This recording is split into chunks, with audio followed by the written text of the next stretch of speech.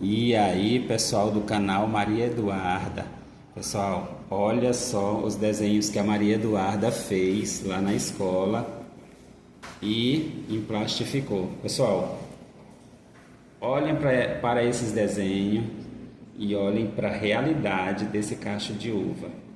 E aí, eu quero que vocês comentem aí se estão gostando dessa etapa da Maria Eduarda desenhando ou não. Se ela está indo bem ou não. Qual é a dica que vocês teriam para dar a ela?